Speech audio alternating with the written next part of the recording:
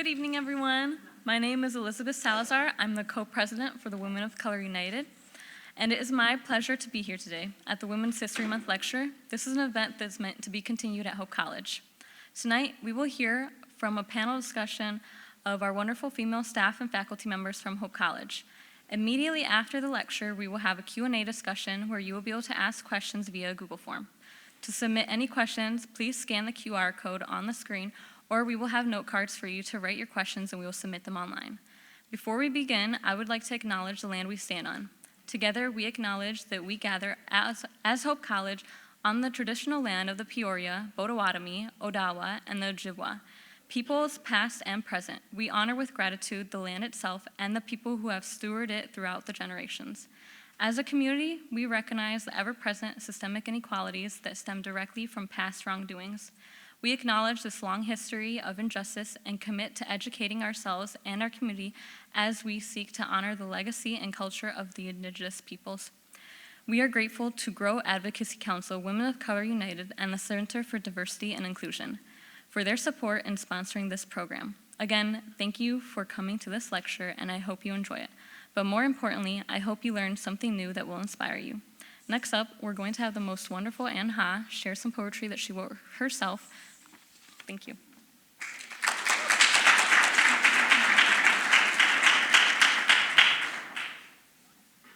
My name is Ann Ha. I am a Hope College senior studying psychology, and I am also serving as the Women of Color United Senior Ambassador.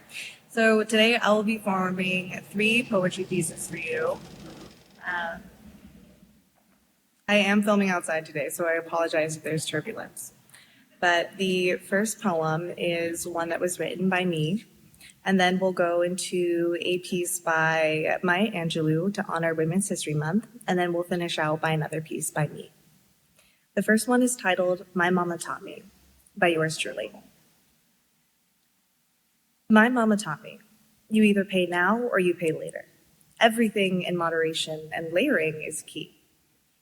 My sister taught me, organization is peaceful. Minimal is just enough, and there is liberation in androgyny. My auntie taught me that trust is earned, but respect should be given, and it is not selfish to do what is best for me. My cousin taught me there are queer folks in our family, that good people have tattoos and piercings, and that above all else, love is everything.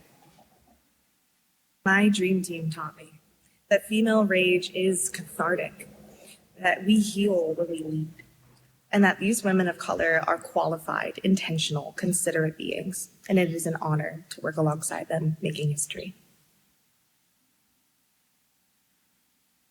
We now move on to Still I Rise by Maya Angelou. This is a really beautiful poem that really centers her resiliency. We begin. Still I Rise by Maya Angelou. You may write me down in history with your bitter, twisted lies. You may trod me in the very dirt, but still, like dust, I'll rise. Does my sassiness upset you? Why are you beset with gloom? 'Cause I walk like I've got oil wells pumping in my living room. Just like moons and like suns, with the certainty of tides, just like hope springing high, still I'll rise. Did you want to see me broken? Bowed head with lowered eyes, shoulders falling down like teardrops, weakened by my soulful cries. Does my haughtiness offend you? Don't you take it awful hard? 'Cause I laugh like I've got gold mines digging in my own backyard. You may shoot me with your words, you may cut me with your eyes, you may kill me with your hatefulness, but still, like air, I rise. Does my sexiness upset you? Does it come like a surprise that I dance like I've got diamonds at the meetings of my thighs? Out of the huts of history's shame, I rise. Up from a past that's rooted in pain, I rise. I'm a black ocean leaping and wide, welling and swelling, I bear in the tide. Leaving behind the nights of terror and fear, I rise. Into a daybreak that's wondrously clear, I rise. Bringing the gifts that my ancestors gave, I dream of the dream and the hope of a slave. I rise, I rise, I rise. Really, really beautiful piece, super powerful as well. The last piece will be touching on the Me Too movement, and especially when we look at women's history, it's very notable to see the ways in which women in the majority versus women in the minority were treated and are treated in the context of sexual assault, in that context of being believed specifically. This is #MeToo by yours truly. There was once a small dove with a friend, the small crow. They flew often together in the sun and the snow. Flying ahead and taking the lead, our crows swooped to the ground to find tasty seeds. The young man, he saw them, dressed tight in his suit, dressed tight with big pockets, dressed tight in his boots. He raised his parsed lips, standing tall on stolen land. He grabbed our poor crow with his big meaty hands. Our crow was so frazzled, she was too shocked to speak. Then he dove at our dove, but she was just out of reach. They both flew away, but our brave crow was distraught, her ruffles all feathered and her feathers all in knots. She raised her brave beak, and in gentle speech she said, "A man put his hands on me, and I'm not sure what to do." But before our brave crow could finish, the dove cried, "Me too." The dove cooed at the camera and she cooed at the lights. She cooed about the terrors that she encountered that night. She cooed and she tweeted with some other doves too. She cooed in a plush and well-lit interview. All while our crow fell to shadows behind, a friendless bird now alone in her mind. In anger inside her, she longed to say, "I know it's not my fault, but why do I feel this way?" The real culprit grinning, greed bubbling over his lips, decades of power from all the birds that he stripped. Thanks so much for listening. This was poetry recited by yours truly, Anne Ha.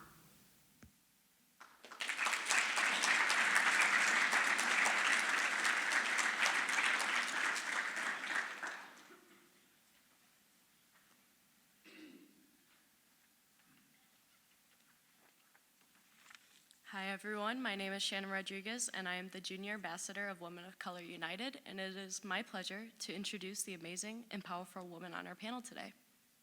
Our first panelist is Margo Walters, Assistant Director of the Center for Diversity and Inclusion.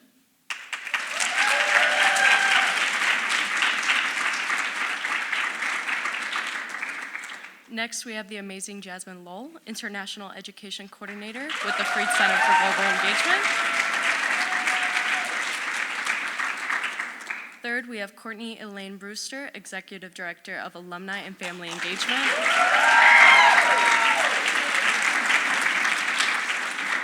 And for our fourth and final panelist, please help me give a warm welcome to Dr. Ann Heath, the Howard R. and Margaret E. Sluyter Professor of Art History.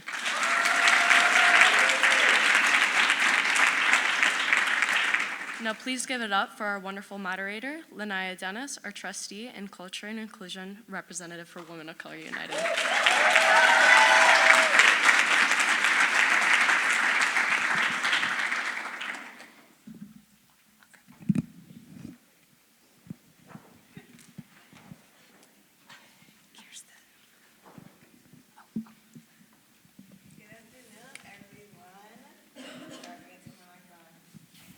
Good afternoon. My name is Linnea Dennis. I'm a sophomore at Hope College this year, and I have the pleasure of serving as trustee and culture inclusion representative at Hope's Women of Color United organization.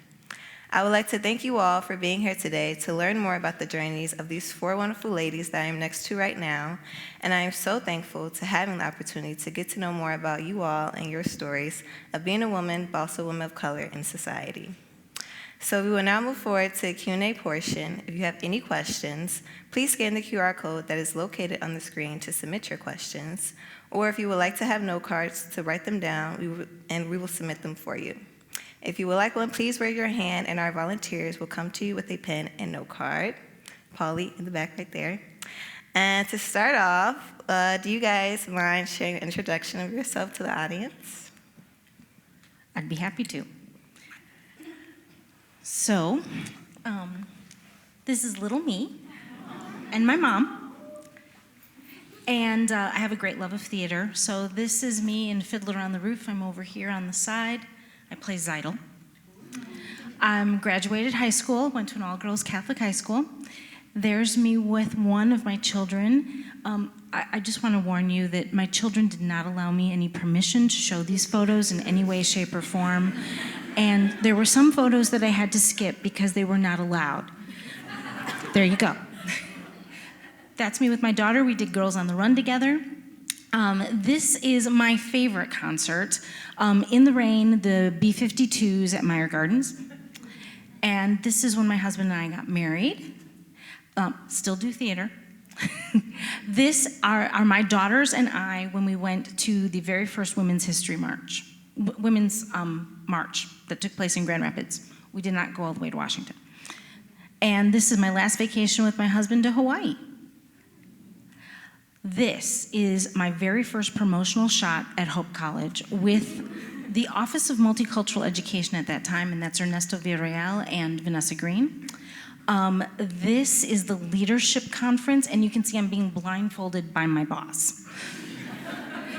I did a lot of holding up of things. Seriously, there's not a lot of pictures of me because I think I probably was the one taking them. But this is a photo of a blessing that I put onto the Jack Miller when we could sign the beams. This is one of our Step to Success years. One of my favorite events is with seniors, and so this is a whole bunch of pictures with me with seniors. And you might recognize one of these seniors. And this is one of the conferences that we recently went to, the GLCA Student of Color Leadership Conference in Antioch.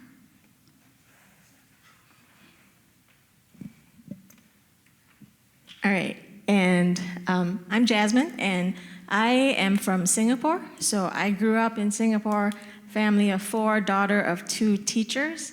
I still have braces in that picture in the top left corner. For most of my life, I attended all-girls schools. It's pretty common in Singapore, so I think they thought it was less distracting to send me to all-girls school.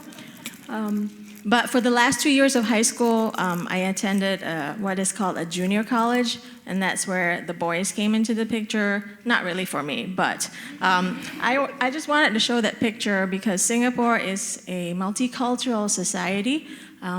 Majority of Chinese ethnicity, about 70%.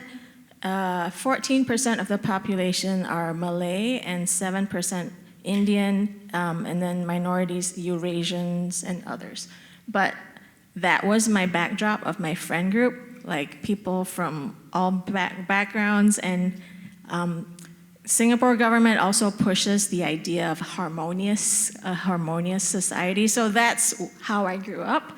I ended up going to Michigan State, go green, and got involved with a campus ministry, and that's where I met my husband, Rod. And that campus ministry became a big, significant part of our lives because Rod ended up becoming a campus pastor at Grand Valley. So for about 20 years, we did campus ministry at Grand Valley through His House Christian Fellowship. And in the middle would be the core of my life, and that's my family. My husband, Rod. On the left end is daughter-in-law, Jessica, who's married to our eldest son, Josh, and then Caleb is our youngest in the middle. So I ended up coming to Hope in 2013, and you'll hear a little bit more about that, but currently I'm the International Education Coordinator working with international students and third culture kid students.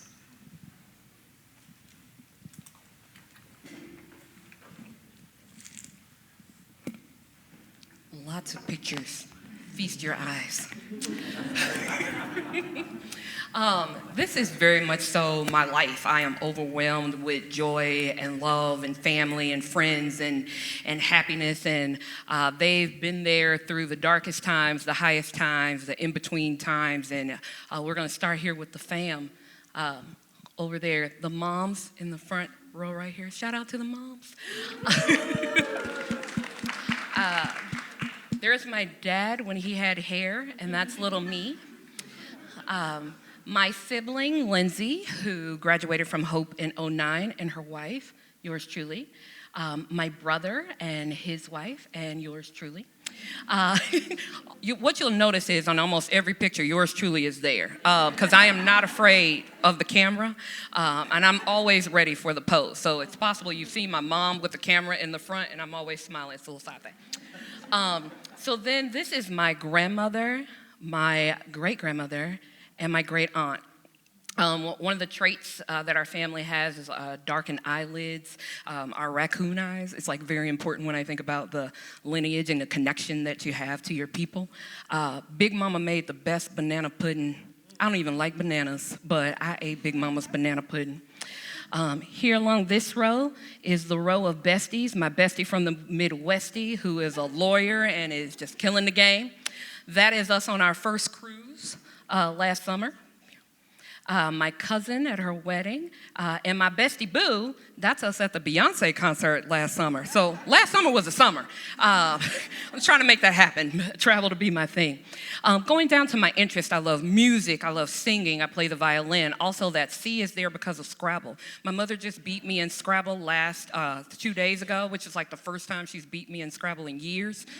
So she's really, really happy about that. Moving here, all on this side, this is Hope College, right all of here. This bottom picture is the second cohort of Phelps Scholars. Shout out, Scott Hall, what? And it really was because of those Phelps Scholars that I was able to survive and thrive at Hope, even in the midst of the pain. Even in the midst of the trauma and also with the celebration. So I'm thankful for those people in that picture and for everybody who has supported. Those persons right there, wonderful people in P and E, Jeff, Mary, Kim, swear it out, my peeps right here. And I tell you, something about these people right here, they're in that front row. And I definitely have been blessed, especially with the change of connecting with Alumni and Family Engagement, and they make me so happy. I am so honored to be able to be their leader and to work alongside them. I had a little tear just feel that way. Honestly, the thing is, I love Star Wars and Star Trek. That's Tiberius Wookiee Brewster. He's 15. He'll be 15 in June, so he's an old puppy man. That right there is me in a golf cart because every school I've ever worked in, I have the ability to get a golf cart. I just appreciate them, the ability to ride on the sidewalks, just to do what you need to do. It gives me a level of freedom. And just down here at the bottom here with the schools, so the institutions that I've had a chance to attend and also go to, the thing is that orange and blue must run through my veins because Hope College, Syracuse University, and the University of Illinois, Urbana-Champaign's colors are all orange and blue.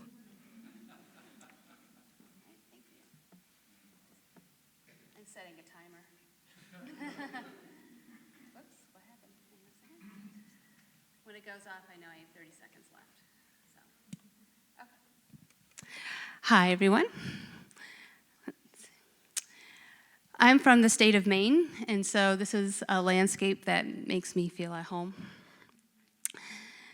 I grew up in Old Town, and art history sometimes has a reputation of being elitist, kind of rich girl type of discipline, but I have worked a lot of jobs, starting with paper route when I was 12, but as you can see, I was pretty good at McDonald's too. And my children were always more impressed that I could flip burgers and be a professor, but this is me in my prom dress junior year, and channeling Molly Ringwood for sure. I think at this time, I didn't really have a sense of what I was going to do. I think I wanted to be a high school German teacher because I was taking German in high school, and I really loved the teacher who taught that, so that's what I wanted to do. But other than that, I didn't really think too much about college, where I was going to go, just being a teen. But I did go to college. I went to the University of Maine, where my dad was a music professor. And I was a art history German double major. And so this is me at the train station in Worcester, Massachusetts. My mom dropping me off. Then I was going to go down to New York and get the plane to Salzburg, Austria for my junior year abroad. You can see I've got my bassoon at the side there. I played in the university orchestra. I sang with the Franciscan church in Salzburg, which has full Latin masses, so we sang the whole hour with full orchestra. I mean, it was amazing. It was a life-changing experience. I went to graduate school in Florida State for my master's, but this is me on commencement day at Brown University. As you can see, I had a young child by then. I had another one in utero at that time. And again, I picked all these photos because I think they are relevant to our talk, but it is possible to have children and get advanced degrees, and I thank the generation of female professors ahead of me who didn't have it as easy, but those women were really supportive in our department, especially at Brown, the Department of Art and Art History. They had several young mothers in that group, and we all finished on time. The moms finished on time, but really good support from people. This is why I have had a paper route since I was 12 when I worked at McDonald's. It's because I have very expensive hobbies. This is Lily, and she has a very important place in my life in that she helps me have work-life balance. It's easy to put off running or other exercise, but with another creature who's dependent on you, you have to get out there and be there with her. And she makes sure I get my exercise, I get my fresh air, and that I leave my stuff behind emotionally or mentally. So she's great. This is back in Maine. Pat's Pizza is a kind of an institution in Maine, so here we are at Pat's Pizza, but you can see it's my father and my mother. My dad has dementia now, so my mom cares for him. And then you see my husband, Gordon, and my son, Liam, who's 20, and Stella, who's 18.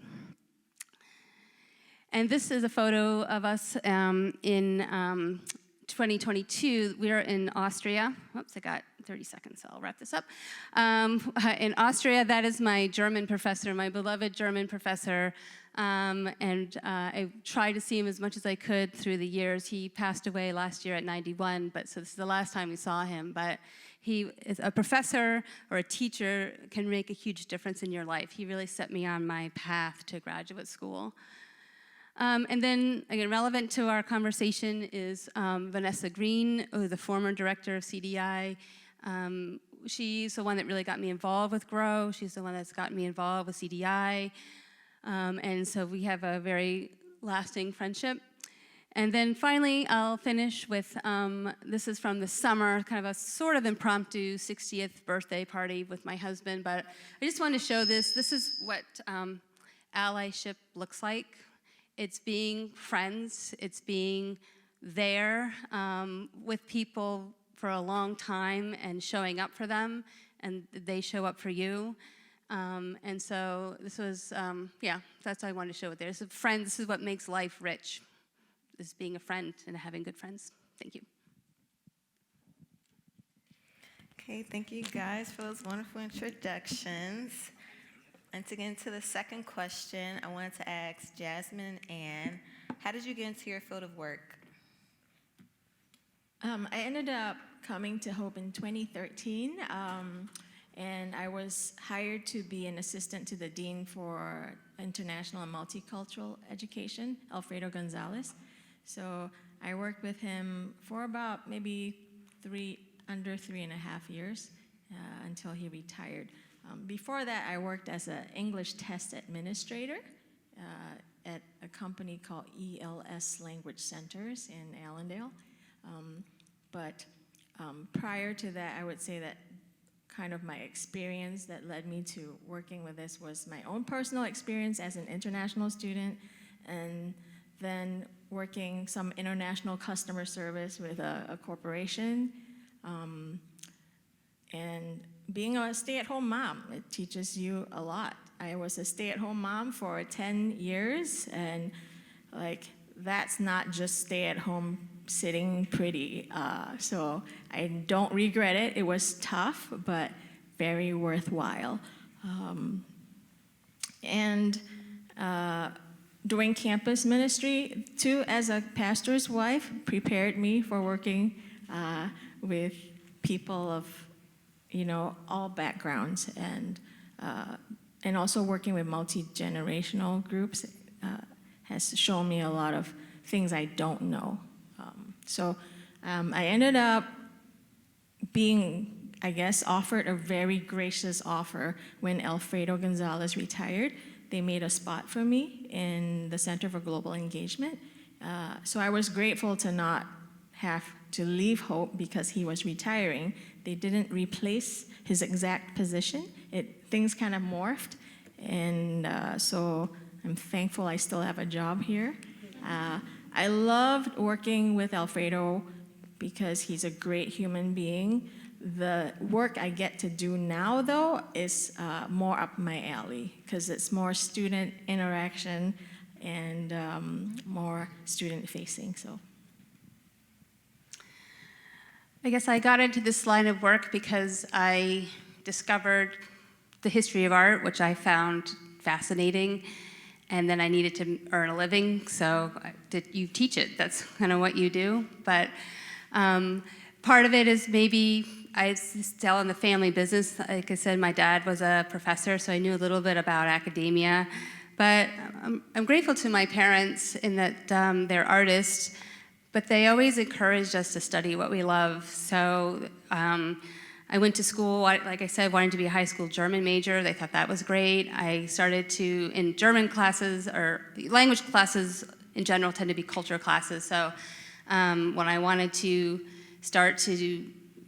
I started to be interested in art specifically and started taking art history classes, and they thought that was great. So I think they just gave us a lot of room, to my brother and I, to explore what we loved and to do well in it. And then as an art history major, because I was a German major, I found that I could read a lot of the seminal literature in the field, so I started to get encouragement from professors, and that's what sent me on my path here. Thank you guys for sharing. I can relate to your love for art. Art history wasn't really my favorite, but but I love the more hands-on work for sure. So for the next question is for Courtney and Margo. Have you experienced any roadblocks and challenges to your identity and credentials along the way, and how did you address it? Yes.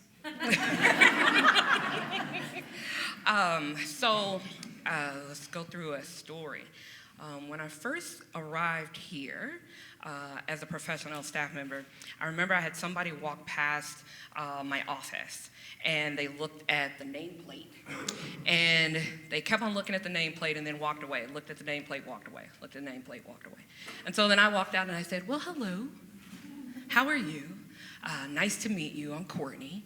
And then that person proceeded to ask me just kind of everything, like running down a list. Well, who are you? Who are your people? What y'all are? What's going on? Yada, yada, yada. And I was like, oh, well, Courtney Elaine Brewster from Memphis, Tennessee. I graduated from Hope in 2004. And that person was like, oh, you graduated from Hope?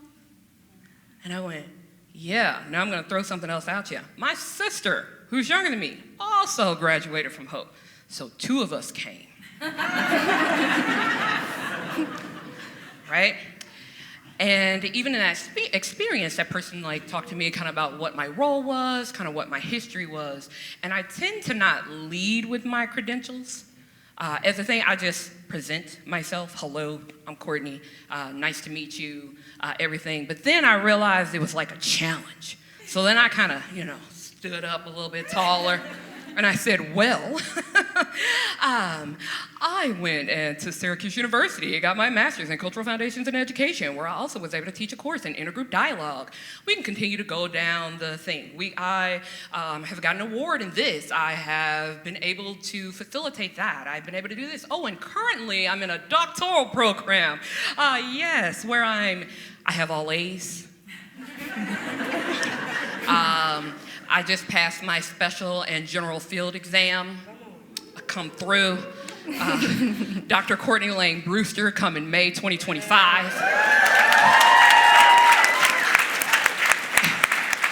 And so when I think about the challenge of that, I think that you should treat me or anybody as a human being without having to pop your credentials on the line. Just because I went to Hope College, or just because I have a master's degree or all the other things that I've done, it doesn't make me better than someone who doesn't have those credentials, right? And so when I think about it, of the intersectionality of being a woman, I felt attacked as a woman. I felt attacked as a black woman. And when I think about it, it's like, but I'm one of you. I too went to Hope. But the fact that you think that I didn't, or that you're surprised, is a thing that kind of still hits me. So definitely roadblocks, definitely challenges, and even when we think about being in meetings at times, there are moments, one of my supervisors told me that I have youthful exuberance. And so because of that, I actually read younger than I am, okay? And so I'll be 42 this summer. So really excited about that. I'm middle-aged, really happy. And because of that, like, I think that we also don't listen to people who are younger, because as if you're young, you don't have wisdom, and yet you don't know everybody's story. You don't know what somebody went through when they were 5. You don't know what somebody went through when they were 55, right? And so I just think about those things and how you're situated. And there are times where you have to stand up and knock down the door, and there are times where you have to stand up and you have to bust down the door and let people know who they're dealing with. So. Yes, there are so many ways to take this question. So I'll start off with personally. I'm a product of my white mother and my Mexican dad, and so I've always lived in 2 worlds. Even after he left our family, still had to live in 2 different worlds. How did I find my way around that one? Well, I just learned to blend in. That's actually one of the lovely things about being mixed race, is that you can sometimes blend in. Professionally, I chose the profession in the early 1990s of acting and directing, which you'd think, hey, that'd be kind of cool. Except for, if you look back on it, there wasn't a lot of acting and directing mixed race people. I was always 2. You're 2 this, you're 2 that. So what did I learn how to do? I learned how to find another path. It's taken me a while to find a path, but I did find some paths. I've worked in the steel industry. I've been a receptionist at a church. I have taught, and I was a stay-at-home mom. Great gig. Then my path led me to Hope, and that is when I was basically being taught on the job by the wonderful Vanessa Green. I wouldn't be the person that I was today without her leading me along the way. And then lastly, in our community, yes, we're marginalized. There's roadblocks, there's challenges.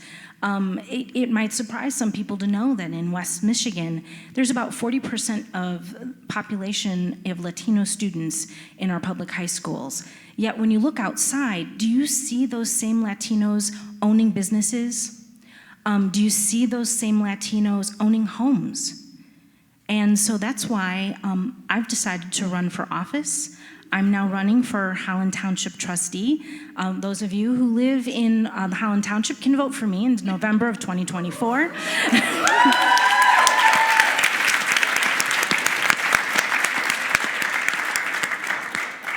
So we might not always be able to push through the roadblock, but we can always find a way around.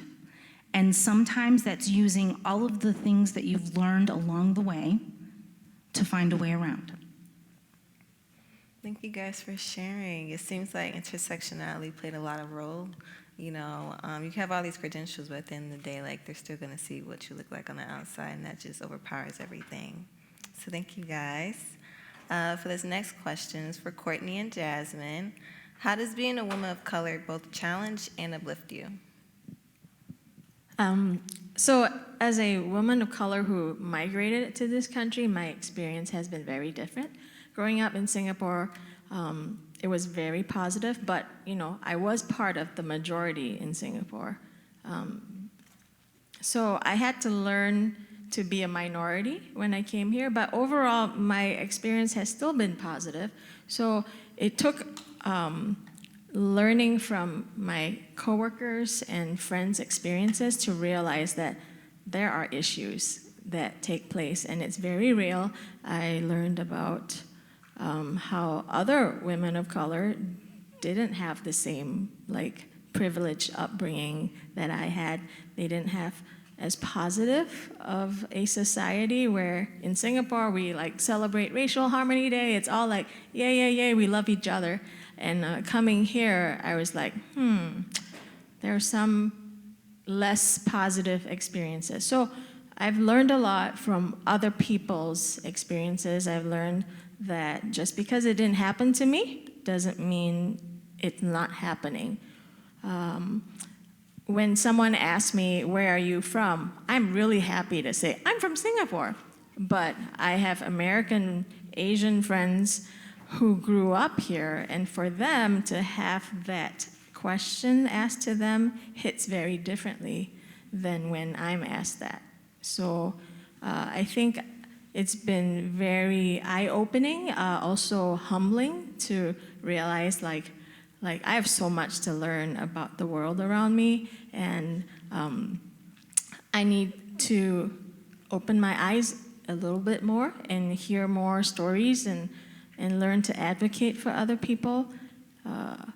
So my experience was kind of different from someone, I think, who grew up in this country. Thinking about being a woman of color and how it challenges me and uplifts me, I think about how being a woman of color actually doesn't challenge me, it challenges others. I am who I am. I am grateful and thankful for who I am, for the people around me. And when you walk through the world with the different intersections of your identity, and sometimes they're bumping up against other people, and we're thinking about power dynamics, it is definitely something. And I think about how I was in a conversation and someone said, well, there's so many women leaders at Hope. I see them all over the place. And I said, that is wonderful that we have women leaders or women that are in leadership roles. My question is, do they have power? Because you can be in the role, but do you have the authority and the influence to do what needs to happen? And so I see a lot of people nodding, they're laughing. People are like, girl, preach. And so when I think about that, that's kind of where the challenge is. It's we're there, because some people are like, well, you have a seat at the table, but am I able to order the food? Did I pick the tablecloth? Or did I just come to just eat whatever you gave me? Do I have the full platter? Do I just get the appetizer? And so when I think about how it uplifts me, I am thankful for that community. And when I think about the people who are here that have been overwhelmingly supportive, as you talked about, this is what allyship looks like. I have some amazing white people in my life. And I say that when people talk about oh, I have a black friend, right? As to say that for some reason means that you're not racist, right? And so it's when you throw it around and you say, but I also have a white friend, it doesn't land the same, right?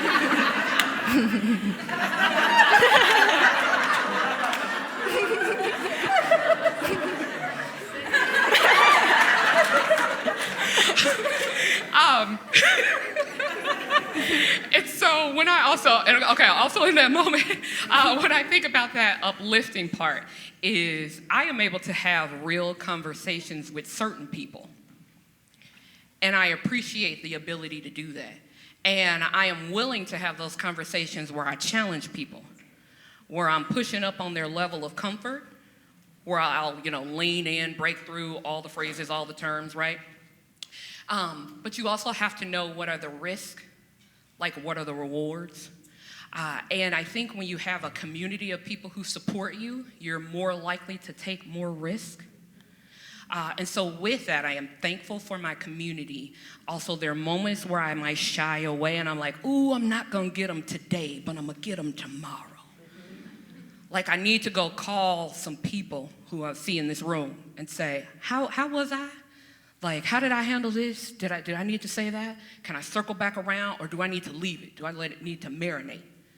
Who do I need to call in to come and help me navigate this situation? So again, it doesn't challenge me, it challenges others. And I'm thankful for the people who are there that continue to be my community, uplift me, and I am thankful that I get the opportunity to uplift others and to say their names in rooms that I happen to be in. Mm-hmm. Yeah, I totally agree. I think that's why, we have organizations like BSU and WOCU to be able to have like those organizations. Ooh, shout out to us. And just being able to have those comfortable conversations and also relate to each other too, because at the end of the day, everybody has different experiences, especially people of color as well. It's not the same from everybody. So for this next question for Jasmine and Ann, what is one valuable lesson that Hope College has taught you? There are many lessons, but I think I would say for me to really to recognize when you're wrong about people, or maybe a better way to say it is people have good intentions. And I'm thinking this more in some ways as a teacher, the teacher role.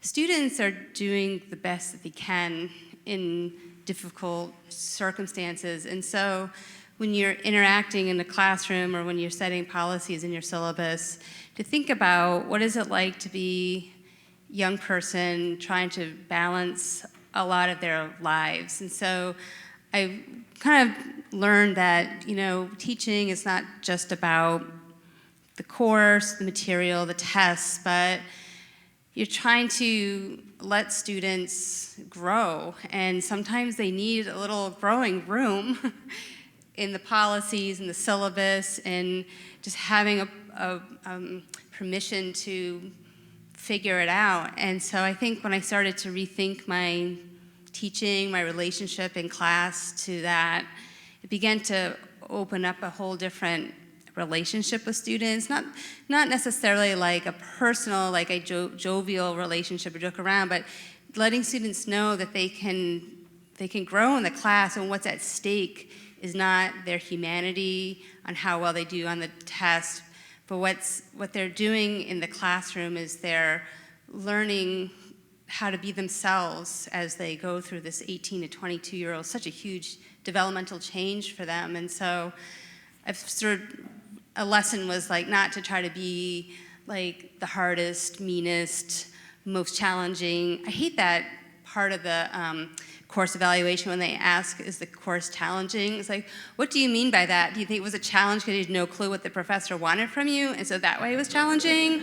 Or was it challenging because you were assigned 500 pages a night and it was just impossible to get through? Does that make you a better teacher because you can assign that? So I think just kind of switching around, like, what is the goal here for them in the class, in the course? I mean, obviously I want them to learn things, and I want them to get a lot out of it, and I want them to enjoy the class. Like, I want them to, I say in the first day of class, like, my goal is if in 20, 30 years when you have a child who's thinking about college and they say they have to take an art history class, if you say, yeah, you should take that class because I took that when I was in college and it was a really great experience, I learned so much, that would be a goal. I mean, that means my mission was achieved, that they felt supported, valued as human beings, recognized for their creativity and their brilliance as people. And so that happened maybe 10 years ago. I kind of began to really rethink that. So thank you. I'm going to maybe touch on two things that I've learned. One of the first things I learned at Hope was that Christians come in different shapes and sizes and different political backgrounds. So when I first landed at Michigan State, the Christian group that I got involved with, like, those Christians didn't drink. They probably vote Republican and were quite conservative.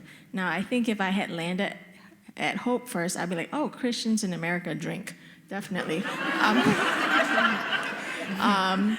And there are liberal ones and there are conservative ones and there are people in the middle. So coming to Hope has exposed me to a lot more like liberal-leaning Christian faithful people. And The other thing that Hope has taught me, I'm trying to paraphrase something that my former boss, Alfredo Gonzalez, said to me one day, because I tend to be a very positive person, and we were talking about how, like, not everyone is as positive as us. So, but he said, we can't be so optimistic that we become naive, but we can't be so jaded that we lose hope. So those are, yeah, Alfredo's great. Thank you guys for your responses. I mean, I think that's just to say that we're just all figuring it out, you know, as we grow and everything, because, you know, I'm about to be 20. I've never been 20 before, so it's like, you know, it's just a different experience. So Margo, this question's for you. Since working with CDI for over 10 years, where have you seen growth and where have you seen resistance? So when I started in 2013, our office was called the Office of Multicultural Education. We were housed over across the street in Martha Miller, intermixed with international education, which it was called then, and communication. There were 3 multicultural student organizations. We did 6 diversity lectures throughout the entire year. The community was small. It was a small community. We had a very small lounge. I think that EMS would have said that it sat 20 people. And the administration seemed a little bit like, you can help the students of color. There you go. But we knew that there were other students, diverse students, socioeconomic, the LGBTQ plus student population, students with different religious faiths. We knew that they were there. And in 2016, we became the Center for Diversity and Inclusion. Now, 10 years from now we're over at the Keppel House. We have our own space. There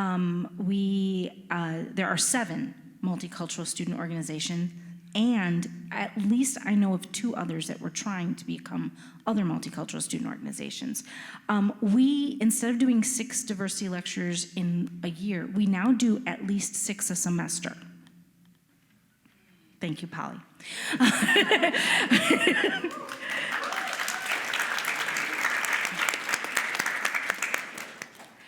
So here's the sad part, though. The community is really large. The administration seems very supportive.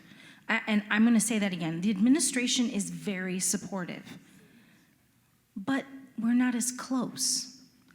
And the resistance that I see is more resistance that comes from out nationally, that's fed into the community, and it bleeds over here into hope. And so there are people that are suspicious of each other. There are people that come to even see me, and they think that I'm trying to put up roadblocks for people, and it's not true. But because of this division, people see each other with suspicion. And so when I started at Hope College, Barack Obama was the president. People thought that diversity, equity, inclusion, accessibility, and belonging were goals that we could achieve if we worked hard. And people wanted to be a part of that movement to do that. But now this change has happened and people are suspicious of each other. People want to make things better for their own group, and they sometimes don't see that if we could make it better for lots of groups, it would be better for more people. So I had a really great point, and I'm trying to read it. Not seeing that if we legislate for the many, that we're going to be able to help each and every group.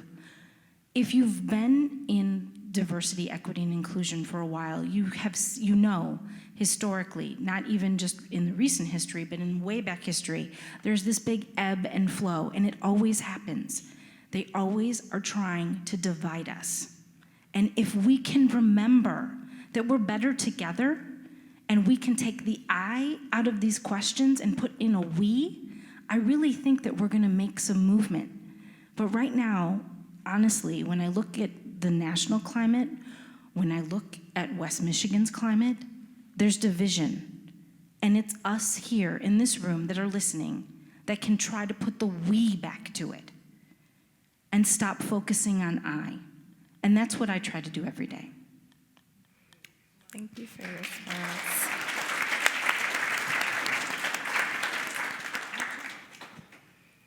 Okay, so now Jasmine, your question is, in your previous role at Hope, you have worked closely with the Office of Multicultural Education.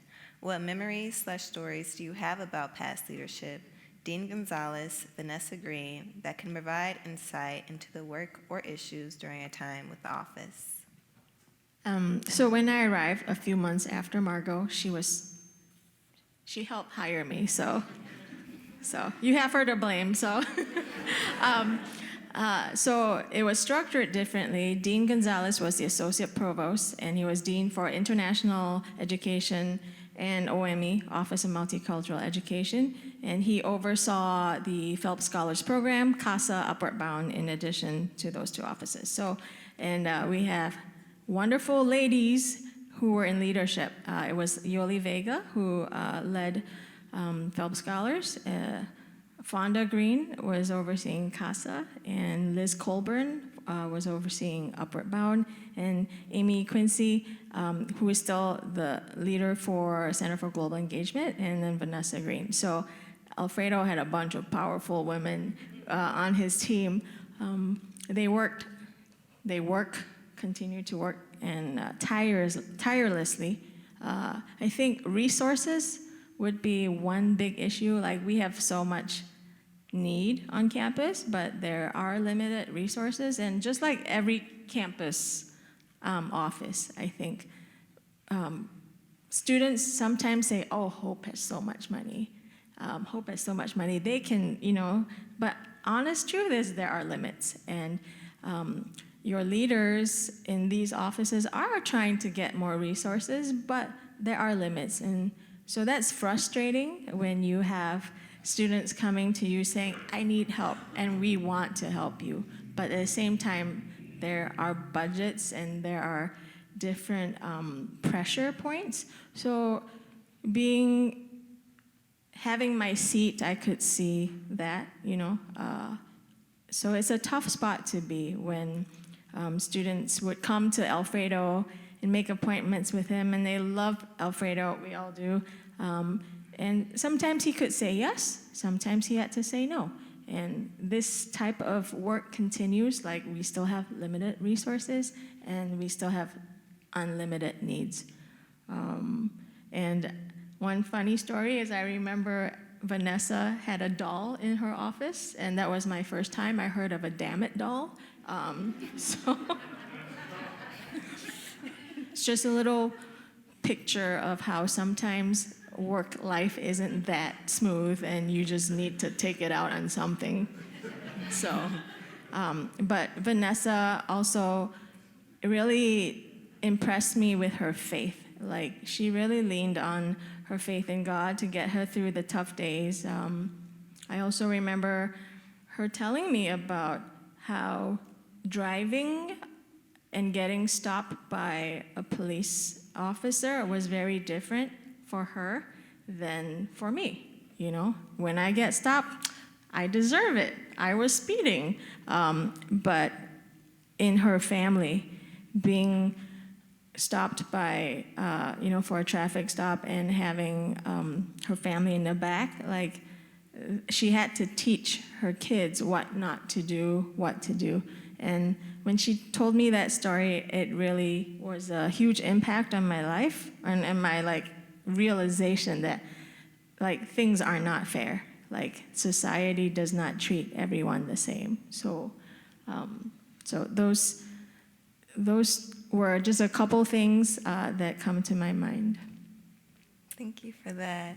I am one of those students that are like, Hope has so much money, but thank you for explaining.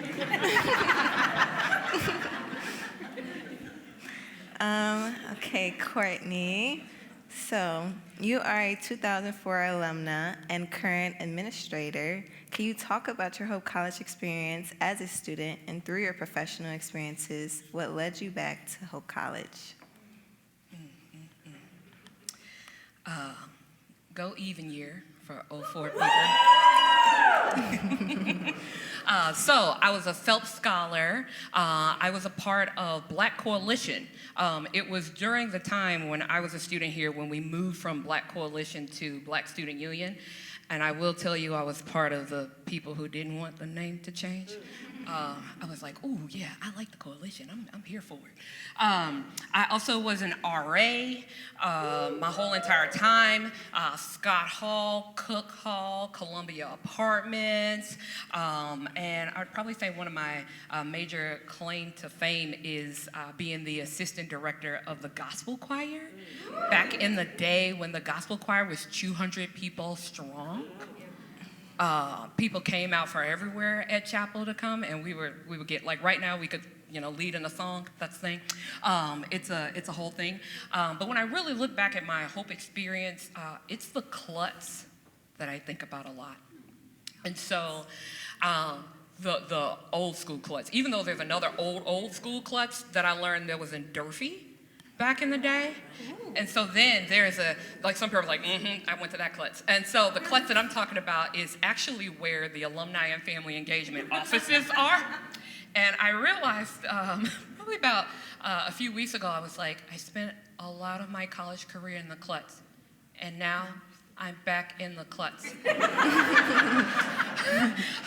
And to this day, it's like a smell of chicken quesadilla that just, I cannot. I support people eating them, very much so. But I tell you, that was something. So when I think about that experience of hope, I think about prop and purpose. So even as Greg came over to take the photo, right? Because I told you I'm always here for a camera, always here for a photo. We were sitting in chapel one day, and it was Dr. Tiffany Laban and Susana Rodriguez. And we were sitting together probably in the kind of middle front. I'm like a middle front seat saint, not always a back seat saint. I need to see and whatnot, be closer to the spirit. And so we were there, and we saw somebody walking around the chapel with a camera. And so I'm sitting in the middle, Tiff sitting over here, San sitting right here. And I said, watch this. So I wrapped my arm around Tiff, wrapped my arm around San, and I said, this is going to end up on a brochure. Watch this. I had on a Hope College shirt, too. I was like, ooh, we're going to be front page, okay? So Susana is Mexican. Tiffany is Black. And guess what? We ended up on the front page of a brochure. Now, whereas I love a good picture, and I think about the purpose of having students of color being in all spaces, right? Because I should be able to be everywhere, just because we should all be able to be exposed to all of the experiences. And I love it. But I also think about how my photo, the likeness of me in spaces, is used sometimes as a trap. Like, sometimes, not in a, earnest way. And I remember that brochure, which my dad and I, we have multiple copies. Because again, it's me. So I want it. But when I think about how it is used in spaces, I struggle. Because I understand it's my purpose to be in this place. Like, God brought me to this place. There are definitely times where I question why God brought me to this place. And then how he brought me back to this place. I'd always planned on coming back, and I wanted to be able to teach encounters with cultures, teach social identity development, and it was my goal that I was gonna have all of Hope, they were gonna take my class and they were gonna go out into the world and they were gonna say, critical race theory is not against you, we all need to understand our identities, welcome all. And we're Hope College students and we believe that in the Christian faith and we believe in community and connecting with other people. And I was gonna do that when I was 60 years old. Because then I was gonna retire in a lake house and it was gonna be great.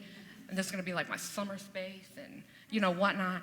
And then I came back 20 something years earlier and it just threw off my plan. And so when I think about like how I ended up coming back, it was through the Alumni of Color Advisory Council, because Vanessa Green contacted Dr. Tiffany LeBon and myself and said, hey, we had this town hall meeting for students of color, alumni of color, and one of the calls to action was to start the Alumni of Color Advisory Council. And Dr. LeBon and I became the co-chairs to that. We came here for one big weekend. Javon and I have been having all kinds of meetings and connecting with students and MSOs, connecting with other alum, having them be on the council, and I came here and I felt the energy. I felt the essence. I saw so many students of color, I didn't know what to do. I kept on walking up to random people. I was like, do you know you're here? Like, I was like, I've never seen this many people of color here. Like, I remember we used to be like, we're like 1 of 30 when I was a student here, and that was from the diaspora. Like, I was like all black, encompassing black. To see all those students of color like fill up a room, be around, it just like healed something in my heart. To also see white students be connected and about it healed my heart. Like, had me in a space that I thought about like traumas that I experienced, and I just was like, this makes me feel just wonderful. And the truth of the matter, it goes back to that community and those people, and I gotta say these people's names. And so it's like the most important 3 white men in my life and career, which we talk about all the time. Dr. Jim Beckering, who the admissions office is named after. That is that man, okay? Uncle Chuck, Dr. Charles Green, started the Phelps Scholars from Nashville. His sweet potato casserole is what I make at events, and I say my Uncle Chuck's recipe. And they were like, oh, and then I show them a picture of Uncle Chuck, who is this white man from Nashville. And I was like, hey, families look different, y'all. Families look different. And then that last man is Dean Frost. And I tell you, and I thought about when I came back, it's like you're always trying to make sure that you honor the people who were there for you. And you think about the people who were connecting to you, Mama Glenda, Mama Yoli, Mama Millie, all the mamas, because I'm from the South. You got to put a title in front of people. You don't call grown people by their first name. That's like a thing. But my mama also told me to grow out of that. She was like, stop calling people ma'am and sir. It's like, she's like, you're no longer in the South, you're in the Midwest. That's the whole thing. And so when I think about even Daddy Fredo, right? When we had these offices, we were a closet on the 3rd floor or on the 2nd floor of DeWitt. Like, we walked to that closet. And then now to be able to see the Keppel House, like moving from a closet to a room to the Keppel House. And also knowing that these spaces are for all students. I think the thing that's important for me is not that CDI's charge is just to help, as you talk about students of color. Like, CDI's charge is to help all students. And it's a thing not just for students of color to go to CDI. It's important for me to think about, I want everybody, I want this environment to be suited where I can walk anywhere, where I don't have to look for anybody or have a particular, notation on the door or somebody say I'm welcoming and whatnot. We should want to make Hope College available, welcoming, every space, every room, every classroom, every eatery. Like, it shouldn't just be this one space because it is all of our jobs. Thank you. I think it's staff like you all is what helps students and students of color build bigger communities and come together. Although we still need some more work, but you guys have definitely been helping us all as students. And so for Anne, serving as the co-chair for GROW, how did GROW serve Hope College? Why is the Racial Equity Steering Committee work important? This connects a lot with what Courtney said.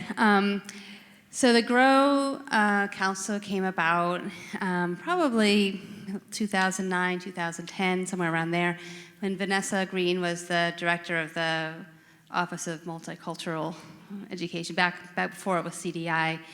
And I think back then, Vanessa was already beginning to understand this idea of belonging, that it wasn't just about being in that office, but it was for students their experience was, and it wasn't just the classroom, but it was when you go to the financial aid office, when you go to business services, when you go to the cafeteria, when you go to the library, that belonging means to be in every space. And so I think Vanessa, on the one hand, thought that, but also I think she was feeling a little frustration too of, well, you've got this Office of Multicultural Education, what more do you want us to do? And we're not going to give you more money because Hope's not, there's limitations. So she began to create this allyship by reaching out to people, I think, who she had worked with. I had worked with her as the gallery director of the Dupree Gallery. That's kind of how we connected.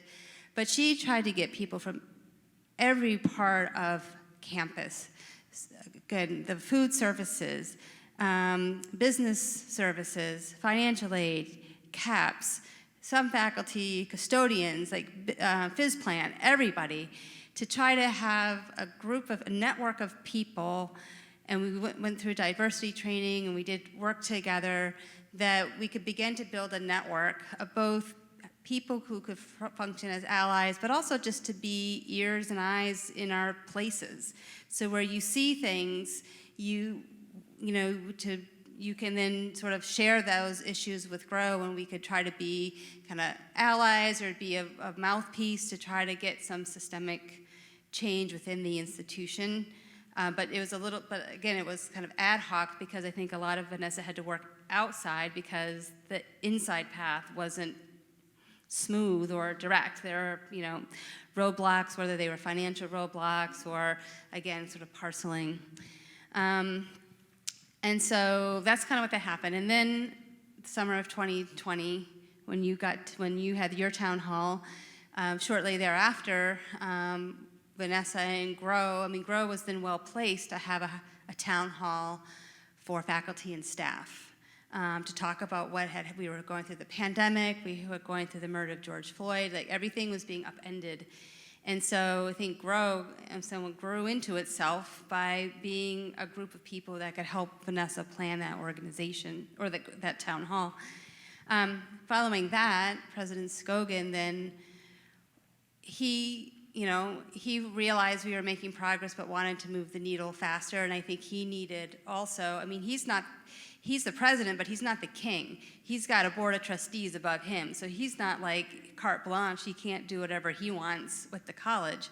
He has his, position within a hierarchy, and like I said, it's not the top. So he had the Racial Equity Steering Committee, I think, hoping to move the needle a little bit further, faster, and so he put Vanessa in charge of it, and then Vanessa got people from GROW who she knew and trusted, but tried to get a diverse approach as far as faculty, staff, alumni, different identities, intersections, and so then we worked for about a year, maybe a little bit longer, about a year, I would say. Vanessa had then left, and Provost Griffin took over as the chair, and I took over as the co-chair. And so by putting those recommendations together, I think it empowered Scogan and Provost Griffin and Vice President Trent Brown to be able to make some real changes, structural changes. I think that's the biggest difference now between kind of the era of Vanessa and the era now, is that it's more part of the structure than working outside. We got Vanessa Sonia, that position of inclusive excellence is now a vice president position, because if you're going to be at the table, you got to have the same credentials at the table. And she's taken over and spearheads these changes through, and GROW probably isn't as active now because now we have the Committee of Diversity and Inclusion, which actually has teeth. I was actually the chair of 1 year of the Committee for Multicultural Education, and again, this is what Vanessa's frustrations were. That committee was formed with great intentions, and it had all the head honchos on the committee, dean of students, head of HR. Those people don't show up to those meetings. And so I would chair a meeting, and it's like Vanessa and me. Like, wait, where is everybody? But I can't, write up the dean of students for not showing up to the meeting. So it wasn't really a committee. That's why she had to work outside. But now it is a committee, and it's chaired by Javon, and it does the work. A lot of it's slow, a lot of it's behind the scenes, but it's happening. And yeah, thanks to Sonia and Javon and Margo. They're working. The wheels turn slowly, but they turn. Yeah, it's so important for all students to feel welcome, at Hope, especially. I know a few students that were just like, oh, like it's so many white people here. Like they just get scared, and that culture shock and everything. So you guys like put in the work and the efforts to do this is really great. So for our next question is for Courtney and Jasmine. When you first arrived at Hope, what surprised you most? I think one of the first things that surprised me was that there's so much like depth in the conversations between students and employees, and we have high contact even with the president. So you want to go talk to the president might actually know you by name, and that's not something you get anywhere. So I went to a large college, and they didn't know me. So here it's a beautiful thing that students get invited to go to coffee, to dinner, to lunch, and you build a mentorship, you build a relationship, a friendship, and many students, after they graduate and maybe go on to grad school elsewhere, they come back and they realize and they say, oh, it's not the same. Like, I didn't realize how much attention I got at Hope. And now that I'm at a different institution, they don't care for me in the same way, And not to say that every experience is the same, but in general, the intimacy of relationship building here at Hope is really special. And also, there isn't like an overabundance of like niceness here, so which can be good, but sometimes it's really nice up front, but then you can't get beyond the niceness, right? So here on campus, like people are very warm and friendly, but I did find that it was hard to get to the next layer of depth sometimes with other people. So I think overall, like Hope is not a perfect place, but is a very good place. And I'm not a Hope alum, so I was able to see that initially. Sometimes if this is all you've known, you don't realize how good you have it until you leave.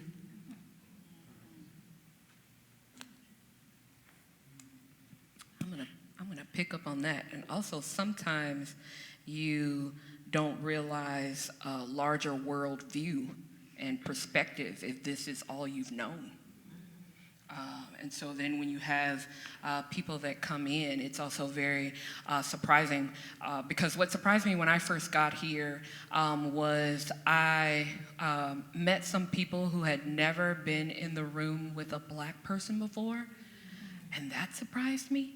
Like, I didn't understand what that meant, because I grew up also in a larger city where I've been exposed to some of everybody, also like globally. And so that was a little different. Obviously the snow, because I'm from Tennessee, that surprised me. And that jackets are not created equal. And that we go to class when it snows. I was like, I remember the first time it snowed, I rolled back in the bed and Katie said, "What are you doing? You have an 8 o'clock music theory class." I said, "Did you see that snow?" And she said, "This is Michigan, we go to class." And my music theory teacher used to say, "Let's see how many," I'm looking at Angela, who we were in the class together, "how many layers Courtney's gonna take off today?" Until I got the proper coat. And so when I think about that as a student, that surprised me. And then coming back as a staff member, being an alum and then being a professional staff member, you realize like what's behind the scenes. And for some of the things you're like, oh yeah. And for some of the things like, oh, like you were a hero, but you're also a villain. oh, like that kind of thing. Like you learn that like somebody was your person, and then you realize, oh, that person has faults and things that are the shadow part, and that kind of cuts you a little. Is kind of what surprised me of how even I have grown and expanded my own worldview from coming from Memphis to come to here to work at all different institutions. And I think when you have that perspective, you're like, well, when I worked here, we did this. When I worked here, we did that. When I worked here, we did this. We did this. We did this. And sometimes you're met with, ooh, but we don't do it that way. And so I'm like, but could we do it that way? Is there not an opportunity for us to grow? And just because we did it that way, it might be great. It might be wonderful. But then are we not teaching our students to be flexible, to be adaptable, to like live in a global society with service? Do we not expect that for ourselves as staff members? Do we not want to continue to grow and to learn? And so I think it was the behind the scenes, the knowing how it operated in a place that their memories, sometimes I'm in buildings and like, oh, I remember sitting here in class, or oh, I remember the smell of Lubbers, or oh, Nykirk is no longer here, like where I spent so much of my time, right? Or even when I came on campus and I saw the CAM, I was like, oh, we didn't have a museum when I was here. That's so cool. So just surprised about the changes, and also surprised about sometimes the unwillingness to change, the unwillingness to grow, sometimes being afraid of difference. Okay, so thank you guys for sharing. So we are getting a bit short on time, so for the last question, what advice would you give to your younger self? And this is for all panelists. All right, I'll go. Here's my advice. Eat right, work out, save for retirement. Work in an area that you feel called to be in every day. Know who your people are, and also know when they're no longer your people. It's real. Here's another one. Don't lie to yourself or to others. To thine own self be true. But I do know, and repeat out loud if you need to. You can repeat with me. I am good enough. I am smart enough. I am strong enough. Say that to yourself all the time if you need to. Every day, you could do every minute if you have to. And the last thing is tell your own truth. Own it, because it's your truth. Okay, mine are lyrics from a song. Never be so kind you forget to be clever. Never be so clever you forget to be kind. Never be so polite you forget your power. Never wield such power you forget to be polite. Taylor Swift. Come through, T. Swift. Is that you can do everything amazingly well. You have all the abilities, you have all the talent, and sometimes that there are people in this world who will not recognize your abilities, who will not recognize your talents, but your worth is not contingent on if they see it or not. And to know that sometimes, if you even do the right thing, right, you always do the right thing, you follow all the rules and everything is a thing, you sometimes don't always get the goal. Not everybody gets held to the same standards. There are people in this world that are not going to hold inappropriate behavior. They're not going to hold those people accountable. And so you can do all the right things, and then it also doesn't turn into that way. But again, as Margo said, you are enough, you are amazing, Make sure that you find those people to be there for you, because that is life. And as we continue to strive and grow with that, you need to know that it does not devalue who you are. You are still who you are, in spite of them being nefarious. It's really hard to add to that.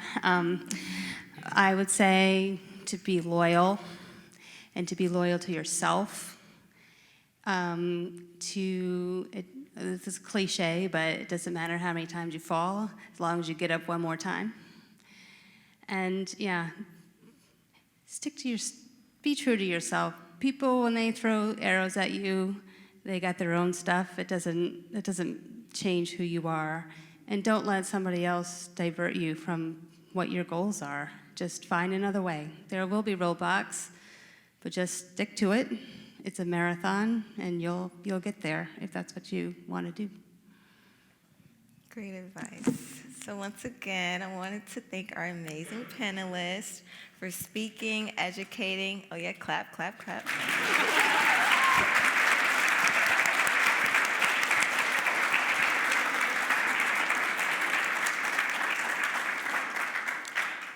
For speaking, educating, and bringing awareness with your stories and advice today. It would be a dream if we could all become an agent of change for equity and inclusion to become advocates within our community. Now to end our scheduled program with some shameless, but not so shameless self-promotion for Woku. We have 2 events coming up after spring break. On March 19th, there's a collaboration with Dance Club from 5 to 7. And a Women's History Month closeout at the Cruzinga Art Museum on March 26th. And all students and guests are welcome at these events, but there is a Google form to RSVP for the closeout event at the Cruzinga Art Museum. And if you are still interested in learning more about the history of women, Woku's library display is focused on different books written by women of color in order to highlight their publications and stories, and it also looks really, really nice, so definitely come and see it. We would also like to invite you to our next diversity lecture, which is the Informing LGBTQ+ student lecture on Thursday, March 21st at 4 p.m. in the Moss Auditorium. Our keynote speaker is Dr. Jane Dickey, and you can see the image above for details. We also have free t-shirts on the table to your right to celebrate the 40th anniversary of the Center for Diversity and Inclusion. Thank you to those involved in this event, the Women of Color United, the Archives and Special Collections, the Color and Inclusive Excellence Division, the Rural Advisory Council, and the Center for Diversity and Inclusion. Thank you for spending time here with us tonight. Have a great evening.